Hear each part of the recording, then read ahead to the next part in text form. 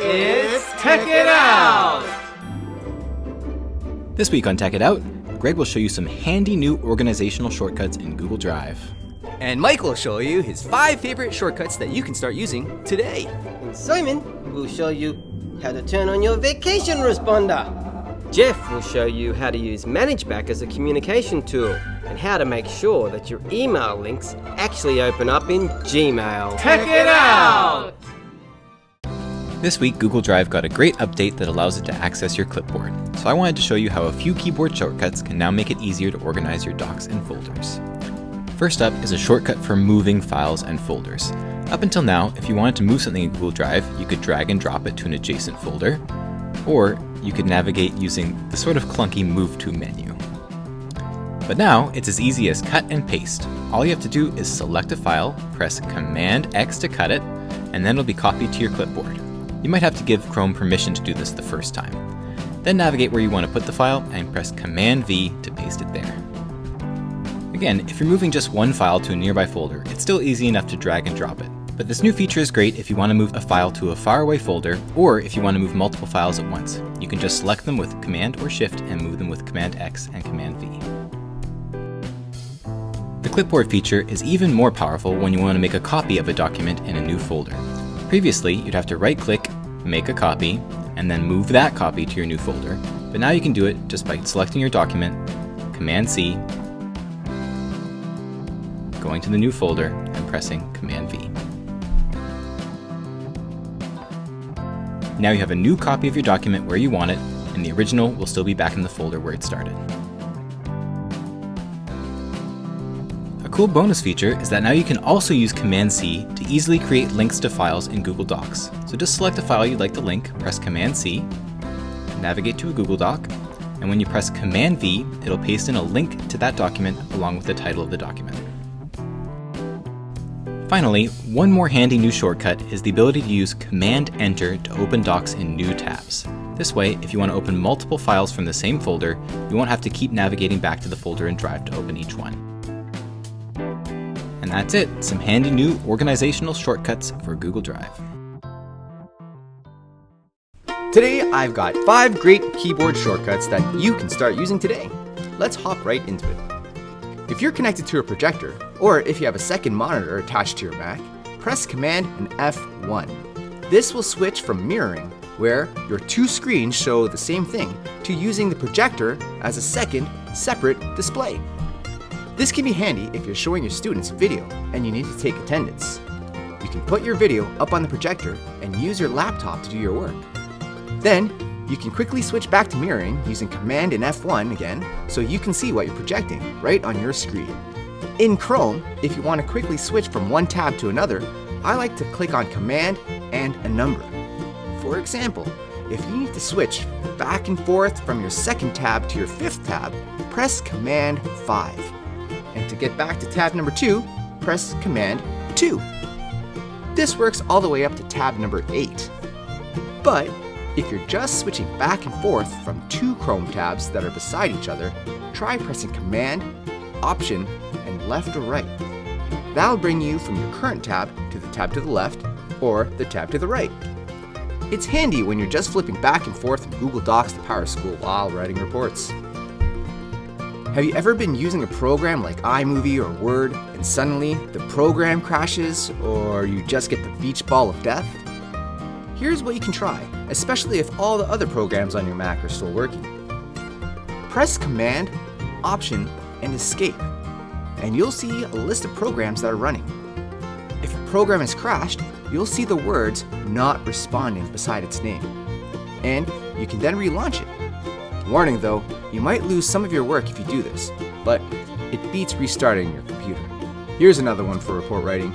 If you want to see how many words or characters you have in a document, try out Command, Shift, and C. C for count. And you'll see how many pages, words, and characters you have in your Google Doc.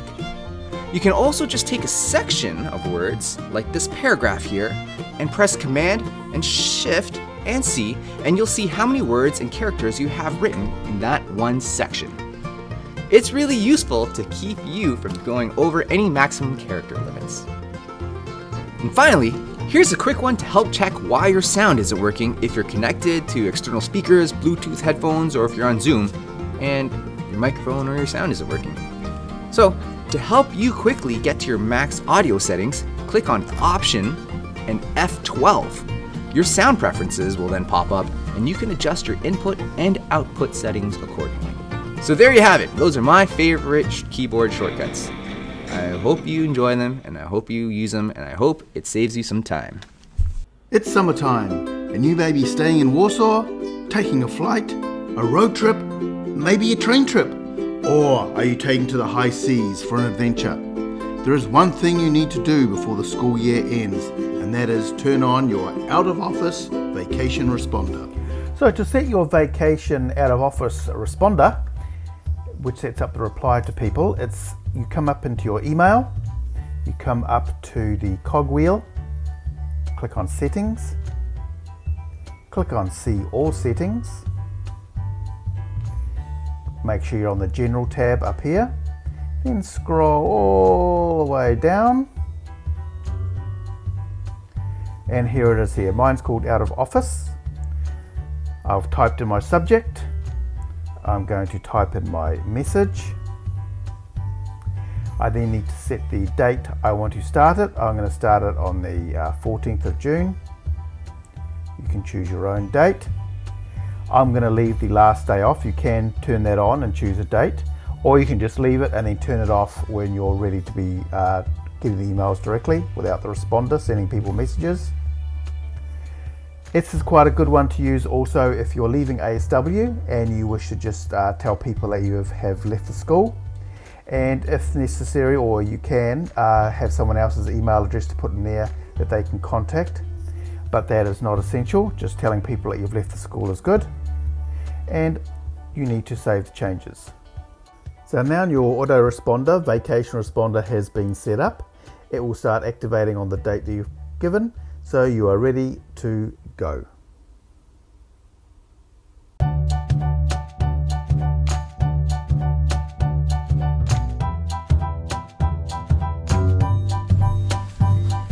At its heart, ManageBac is a communication tool.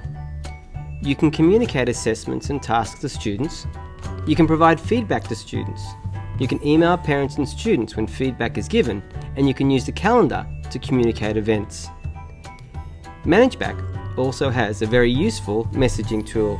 It's super easy to use and has a few advantages over traditional email or Google Classroom messaging. Some of the reasons I prefer the ManageBac messaging feature over email are: messages are stored on ManageBac, so you can easily see a record of every message you've sent to your class or has been sent to a year group. You can choose to notify students via email if you want. You can easily notify the parents of the students via email. And when ManageBac classes are updated, the people who receive the messages are updated as well, whether it's students or parents. In ManageBac, it's possible to message entire grade levels or individual classes that you teach. To send a message to an entire grade level, go to the IB Manager section on the side. Select the grade level that you'd like to message. Go to Messages, then use the Post Message button in the top right. Here, you can add a topic, select a category, add your message body, including the ability to add links, videos, and lots of other formatting options. Then you get to select who you'd like the message to go to. You also get to choose if you'd like to notify the members via email or notify the parents via email. Once you're ready to go, click Add Message. The message will then be sent to the recipients and end up in their messages section of ManageBac, and send them an email if you've selected that option. There's also a private message feature. Private messages are only visible to teachers and message authors. All replies will be private as well. So if you want to send a message just to the teachers of a grade level or a class, you could use that option. Messaging in a class works exactly the same way. You go to your class, go to Messages, and click on Post Message. You have the same features as when messaging an entire grade level. Topic, category, message body, notify via email, and notify parents. Students can also send messages to groups and their classes. If they mark a message as private, only the teacher of the class can see it. The message will be seen by all teachers of that class. It's not possible for teachers to send messages directly to students in ManageBac, but there is a workaround. If you ask all your class to send you a private message, this will set up a private channel where students can contact you directly and you can privately contact students. If you still prefer to use email to communicate with students and parents, ManageBac is useful for that as well. In a class or a grade level, it's possible to see a student and parent email addresses by going to the member section of the class. Clicking on the student name will then show you their profile page. Here you can see all the email addresses you need, their parents and theirs. These addresses are live links, so when you click on it, it should open up Gmail ready to send. I said it should open up in Gmail ready to send. Okay, if this doesn't work, it's easily fixed. All you need to do is go to your Chrome settings. Go to the 3 dots in the top right hand corner, then select Settings. Go to Privacy and Security, Site Settings, Additional Permissions, Protocol Handlers. Make sure that Sites can ask to handle protocols is selected. If, like me, it's not working, you might need to click on the 3 dots next to mail.google.com and remove it. Then, all you need to do is open up your Gmail, and you should see this little icon at the top of the toolbar. Click on it and select Always Allow gmail.com to open all email links. When I do something like this, I find it's best to refresh the page and sometimes even restart Chrome. Next time that you click on any email link, just like the ones in ManageBac, it will open up in Gmail with the address preloaded, ready to email your intended victim. So now, you can use the student profile section of ManageBac to email students, their parents, or any other teachers in your class directly.